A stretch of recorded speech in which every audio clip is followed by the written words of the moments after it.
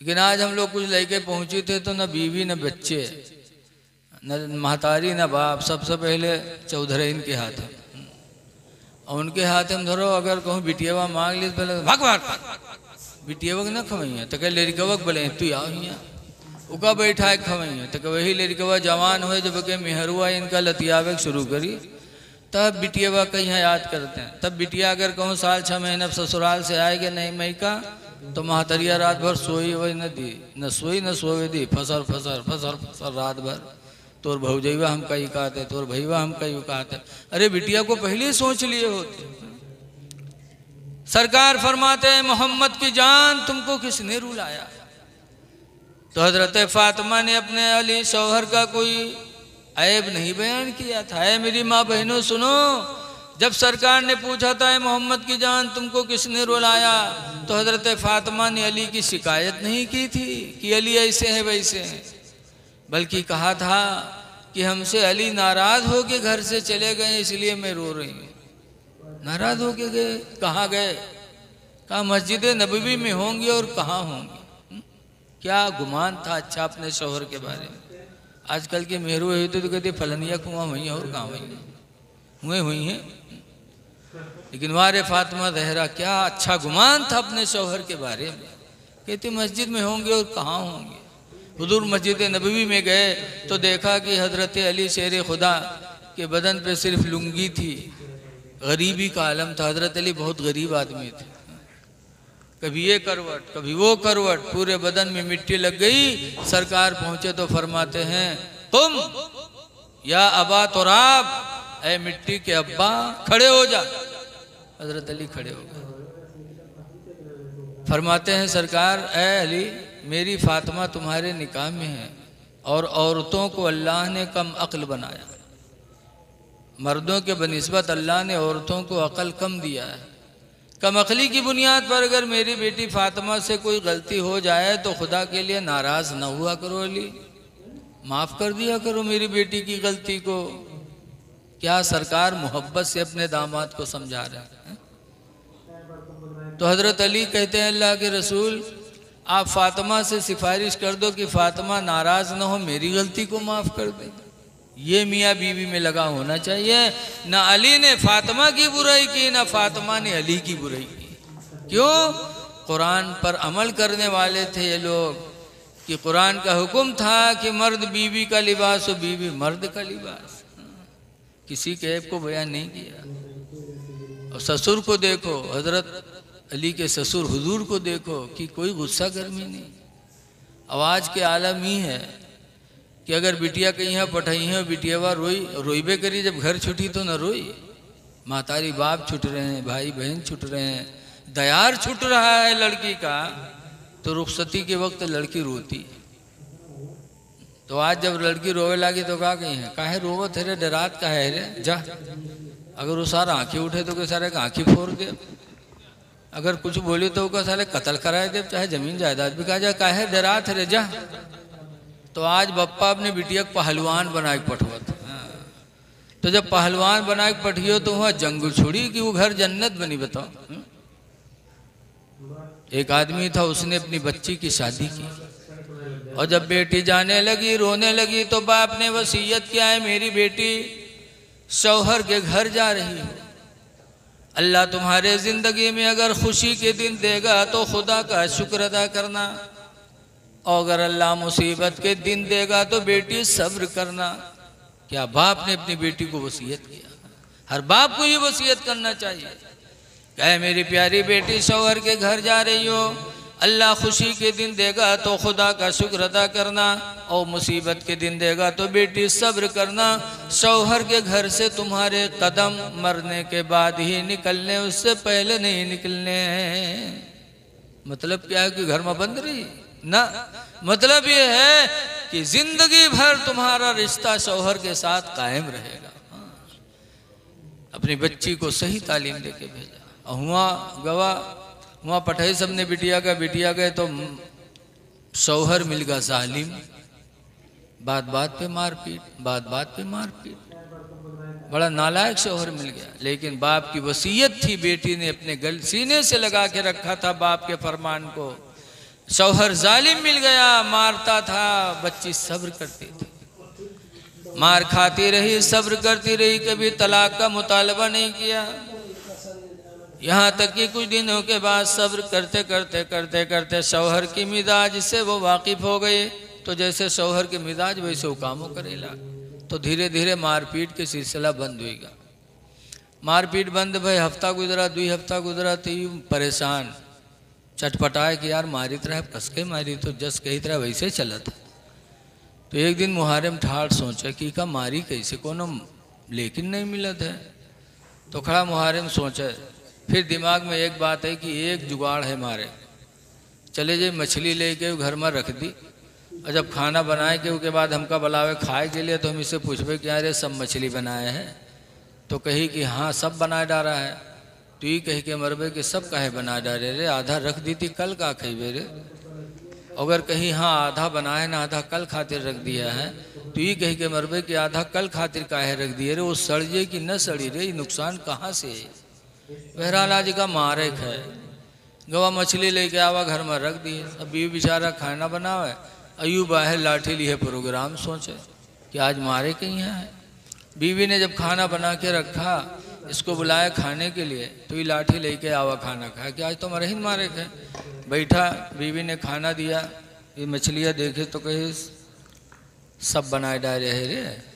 तो मूड हलाई सही से वो उठाई लाठी, कही सारे सब काहे बना डाले रे, आधा रख दी थी कल कल का कहे रे, अरे भूल गई थी आधी मछली मैंने कल के लिए भी रख दिया। अब यू सट, अब कहा गया कहे कुछ जवाब ही नहीं के। तो अब खाए तो लाख खाना, लेकिन खाना कहाँ मुँह में जाए, हाले बना बनाओ प्रोग्राम फेल होएगा बेचारे। थोड़ा बहुत खाए, उसके बाद हटा दिए। गर्मी का ज़माना था, बीवी बड़ी अच्छी थी, उसने आंगन में अपनी शौहर की चारपाई डाले, बिस्तरा बिछाया।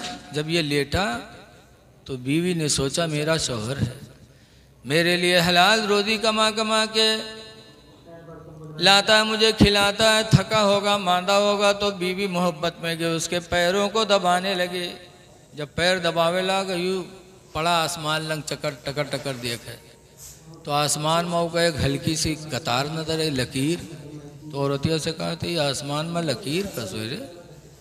औरतियों देखी तो गई सू फरिश्तन के सड़क हो, इन फरिश्तन के सड़क हो कहीं ना कहीं ना रहे थी, फरिश्तन के सड़क के नीचे हमारे बिस्तरा बिछाया है रे। अगर उनके मोटर फिसली एक्सीडेंट हुआ तो हम मरब की बचब रे, दुश्मन वो उठाए के लाठी पीट बहाए दिए। ऐसे ऐसे जालिम दुनिया में पड़े हैं जो औरतों पर जुल्म करते हैं। ऐ लोगों, औरतों पर जुल्म न करो। जिस खुदा ने कुरान में फरमाया रजालो कव्वामून अलन निसा कि मर्द औरत का हाकिम है, वहीं अल्लाह ने भी फरमाया आसिरुहुन्ना बिल मारूफ, ऐ मर्दो तुम अपनी औरतों के साथ अच्छा सलूक किया करो, अच्छा सलूक करो इनके साथ, इन पर रहम दिल बनो, इसलिए कि इनके बहुत एहसानात हैं। हम तुम कमाए कमाए खवाए थे तो जाने थे हमारे एहसान है, एहसान उनका है। हम कमा के खिलाते कोई एहसान नहीं, इसलिए कि हम निकाह में वादा करके लाते कि घर का चलो तुमका 21,000 महर देवे और खाना खर्चा सब देवे। तो जब वादा कह के आए हो तो निभा रहे हो, कौन एहसान? एहसान बीवी का है। हज़रत सैयदना उमर फारूक आज़म रज़ी अल्लाह ताला अन्हु फरमाते हैं, ऐ लोगों अपनी बीवियों का एहसान माना करो, बीवियों पर जुल्म न करो। बीवी का सबसे पहला एहसान ये है कि उसकी वजह से तुम्हारी निगाहें गुनाहों से बचती हैं। दूसरा एहसान ये है बीवी का कि तुम्हारी अमानत को 9 महीना तक अपने पेट में महफूज रखती है। और तीसरा एहसान ये है कि 2 साल तक मुफ्त में अपने सीने का दूध तुम्हारी औलाद को पिलाती है। जिनके दूध नहीं होते उनके मर्दन से पूछो, डब्बा लावा लावत हालत खराब रहा था। कितना एहसान है औरतों का। हजरत उमर फरमाते हैं कि चौथा एहसान ये है कि उनकी वजह से तुम्हारा घर मिसले जन्नत बना रहता है। बड़े एहसानात हैं औरतों के, इसलिए लोग औरतों पर जुल्म न किया करो। इसलिए मेरे पैगंबर कि बीवी हज़रत सैयदतुना खदीजतुल कुबरा रज़ियल्लाहु ताला अन्हा का विसाल हो गया। एक बात ये भी याद रखो कि सरकार की 11 बीवियाँ थी और 11 बीवियों में लड़के किससे पैदा हुए? लड़के बिटिया एक बीवी हज़रत खदीजतुल कुबरा रज़ियल्लाहु अन्हा से एक बीवी से बच्चे हुए, बाकी 10 बीवियों से कोई बच्चे पैदा नहीं हुए। हज़रत खदीजा का इंतकाल हो गया, बूढ़ी होकर इंतकाल की 65 साल की उम्र में। जब इंतकाल हो गया, सरकार अपनी दूसरी बीवी हज़रत आयशा के बिस्तर पे लेटे थे और आयशा जवान थी, तो आयशा के बिस्तर पे सरकार लेटे थे। तो जब सरकार करवट बदलते तो कहते हाय मेरी खदीजा, इधर करवट बदलते तो कहते हाय मेरी खदीजा। तो हज़रत आयशा ने एक दिन कहा था, अल्लाह के रसूल मैं जवान हूँ, मैं जवान हूँ कि आपके बिस्तर पे लेटी हूँ और आप बुढ़िया की याद में रहते हैं। जब देखो तो बुढ़िया की याद, हाय मेरी खदीजा, हाय मेरी खदीजा।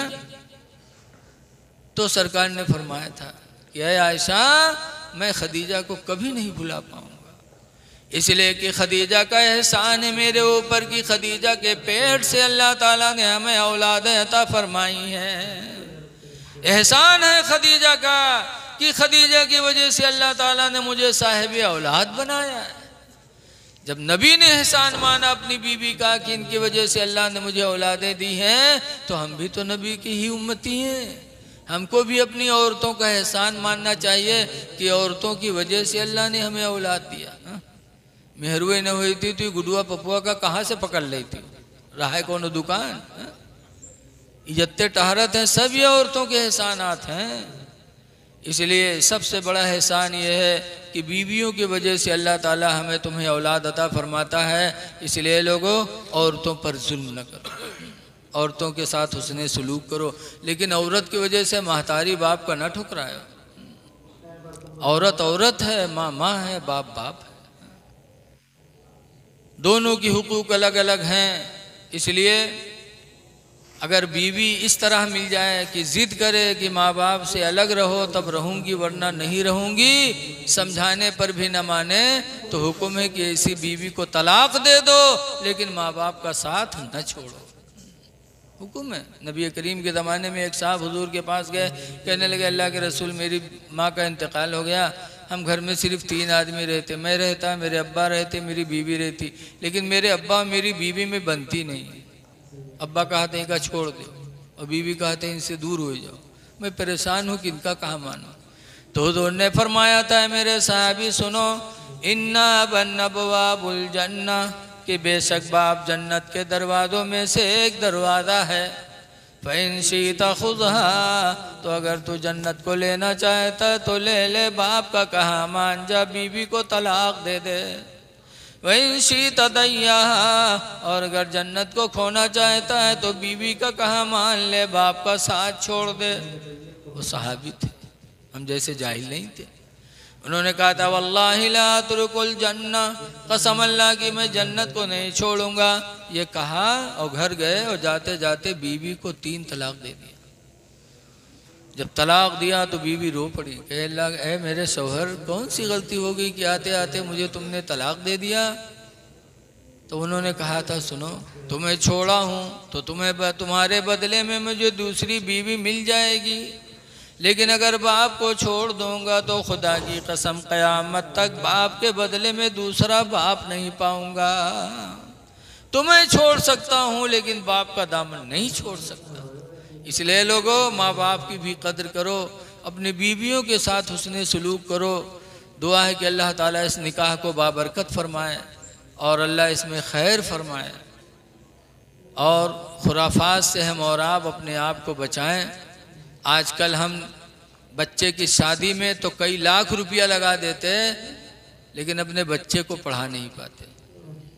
बहुत से लोगन के बारात जाए तो ऐसी गाड़ियाँ गुजरी हैं, लागत है कोनो मंत्री साहब के लड़का के बारात आई है, बड़ा खर्च करी हैं। और के बाद जब इमाम साहब निकाह पढ़ाई हैं और निकाह पढ़ावे के बाद जब निकाह पढ़ौनी मंगी हैं तब कही हैं कत्ता भवा, जब बताई हैं 5000 जो है 5100, तो ये 2 कलमा पढ़ा जो है 5100।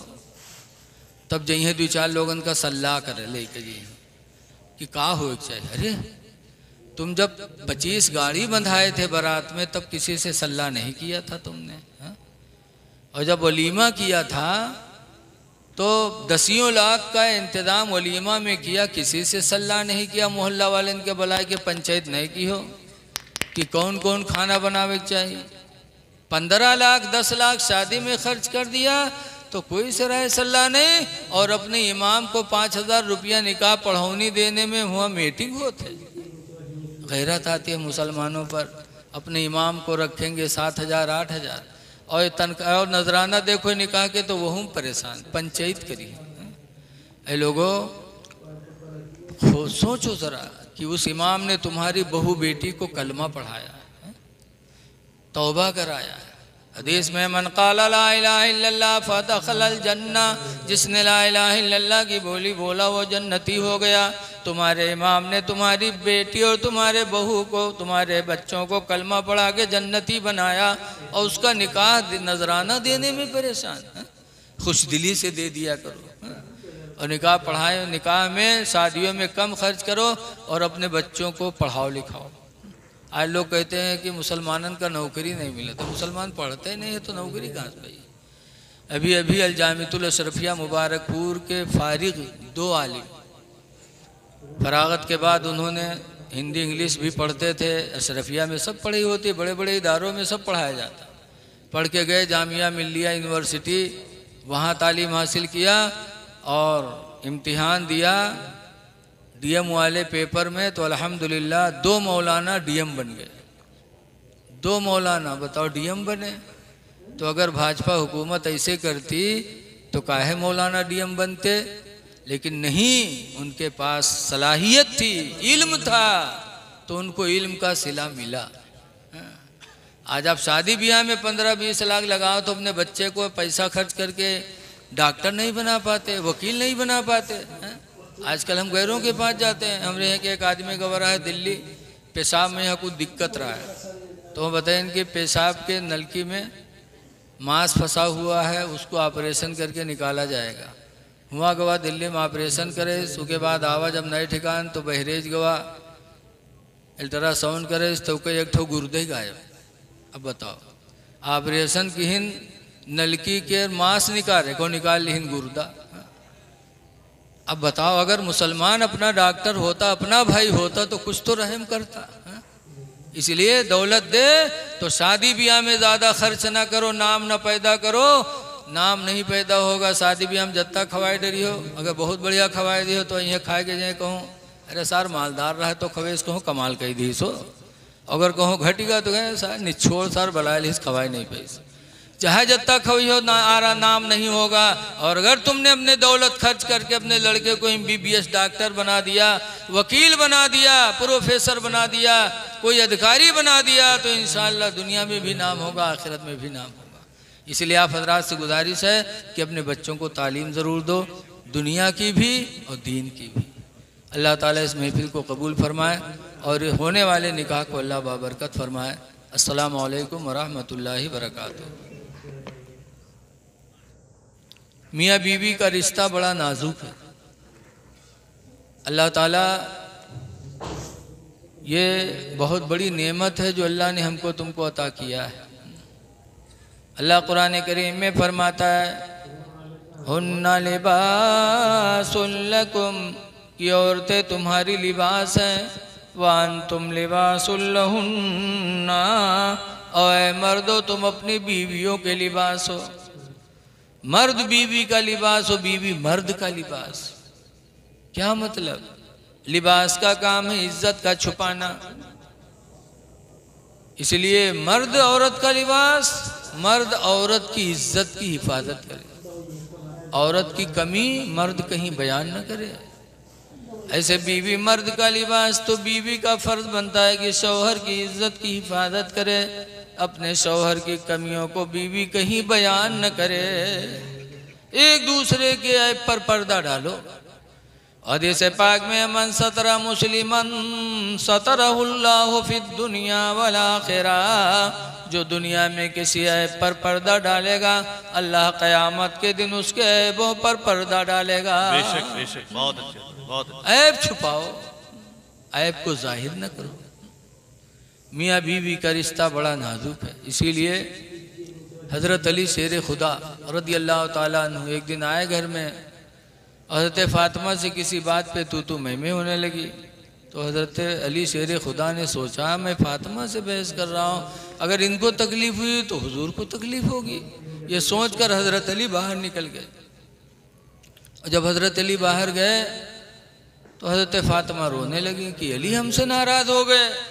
इतने में अल्लाह के रसूल तशरीफ़ लाए फ़ातिमा की खैरियत के लिए। देखा रो रही हैं तो हुजूर ने फरमाया मोहम्मद की जान तुमको किसने रुलाया। सरकार बड़ा प्यार करते थे, नाम नहीं लेते थे, अक्सर कहते थे मोहम्मद की जान। अपनी बेटी को अपनी जान कहते थे। बेटियों से प्यार करो।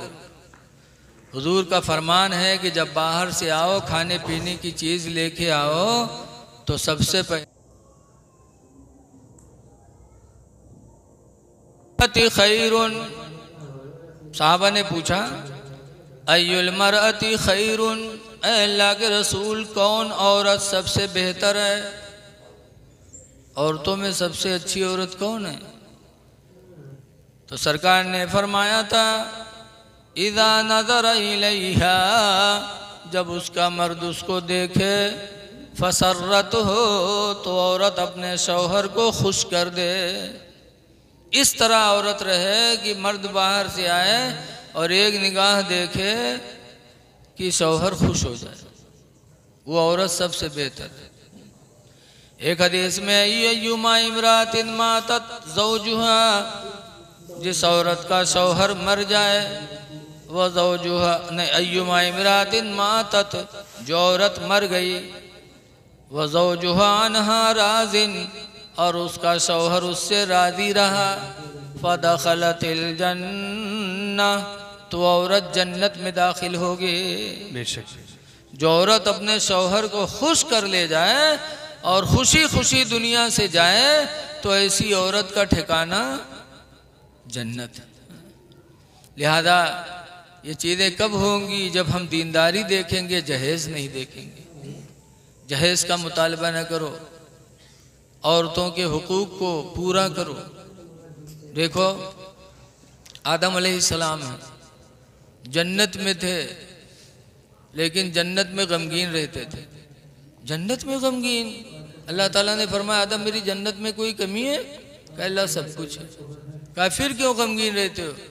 कहा सब कुछ है लेकिन इस जन्नत में मेरे साथ मेरी बीवी नहीं है। काश अगर बीवी होती तो ये जन्नत मुझे और अच्छी लगती। ऐ मासूपुर के लोगों गौर करो कि जब हमारे तुम्हारे बाप आदम को जन्नत बगैर बीवी के अच्छे न लगे तो ये दुनिया के मकानात हमको तुमको बगैर बीवी के अच्छे लगेंगे? नहीं लग सकते।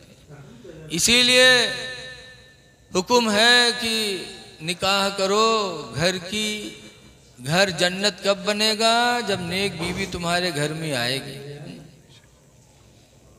अल्लाह ताला ने आदम अलैहिस्सलाम की हसरत पूरी की। आदम अलैहिस्सलाम को नींद दे दी। आदम अलैहिस्सलाम सो गए। वो उनकी बाईं पसली की एक हड्डी अल्लाह ने निकाला और उससे फरमाया कुन हो जा।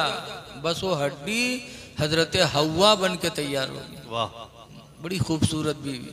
आदम अलैहिस्सलाम की आँख खुली, पूछा अल्लाह ये कौन है? कहा तुम्हारी बीवी हव्वा है। जैसे सुने हमारी बीवी है, वह लपके बाहर। जब लपके तो अल्लाह ने फरमाया हाँ आदम अभी नहीं, रुको, पहले महर अदा करो। महर क्या अदा करो? अल्लाह ने फरमाया आदम आखिरी ज़माने में मेरे एक महबूब पैदा होंगे, मोहम्मद सल्लल्लाहु अलैहि वसल्लम। उस मेरे आखिरी नबी पर तुम 10 मरतबा दरूद व सलाम पढ़ दो, अल्लाह ताला तुम्हारा महर कबूल कर लेगा। बेशक बेशक। आदम अलैहिस्सलाम ने जन्नत में मेरे नबी पे 10 मरतबा दरूद व सलाम पढ़ा, उनका महर अदा हो गया, हव्वा उनके लिए हलाल हो गया।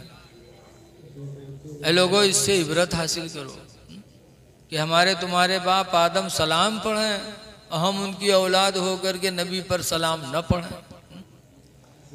नाफरमान होंगे कि नहीं होंगे? बाप का रास्ता छोड़ने पर बाप की औलाद नाफरमान बोली जाएगी कि नहीं बोली जाएगी? बोलो। लिहाजा नबी पर दरूद व सलाम पढ़ते रहो। हमारे तुम्हारे बाप आदम ने पढ़ा है, महर अदा हो गया। पता चला बग़ैर महर अदा किए बीवी के करीब नहीं जाना चाहिए। इसलिए कुरान करीम में अद्दू सदक़ातिहिन्ना निहला कि औरतों का महर खुशी ही की रात में दे दो। आतु निसा सदक़ातिहिन्ना निहला कि औरतों का महर खुशी ही की रात में उनको दे दो, ये हुक्म है। लेकिन आज शादी कर लेते महर बंधैया 51,000, एक को पैसा न दे हैं, बंधैया 51,000 तक। जब बीवी कमरम जाइए तो 100 रुपये की रसगुल्ला लेके जाइए। अब लागत है अत्ते फ़ख्र से जाइए, लागत है हातिम ताइक लात मारे दिया था, बड़े सखी। वहाँ 100 रुपये की रसगुल्ला लेके जाइए तक बैठिए सलाम करिए तक कहीं तनी माफ़ कह दो, माफ़ कह दो। अब पहली रात में माफ़ी मांगा, माफ़ी मांगना चाहिए, माफ़ी मांगने से महर अदा होगा। महर दो। हदीस पाक में है कि जो लोग अपनी औरतों का महर अदा नहीं करते क़यामत के दिन मियाँ बीवी ज़ानी की शक्ल में उठाए जाएंगे, गोया कि ज़िंदगी भर दोनों ने ज़िना किया है। इसलिए महर लेके जाओ, खुशी की रात में दे दो और माफ़ी न मांगो। अगर माफ़ी मांगी हो पहली रात में, मेहरू जान गई मेहरा है मर्द नहीं है। अगर मर्द हो तो फ़ख्र से महर मेरा देता, और जब पहली रात में माफ़ी मांगी हो जान गई मेहरा है बहुएँ से लतियावे शुरू करत, ज़िंदगी भर लतियावत। क्यों? माफ़ी मांग कर हमने अपना वक़ार ख़त्म कर दिया। महर का देना वाजिब है, बहुत ज़रूरी है। अपनी अपनी औरतों का महर न दिए हो तो अब दे दो।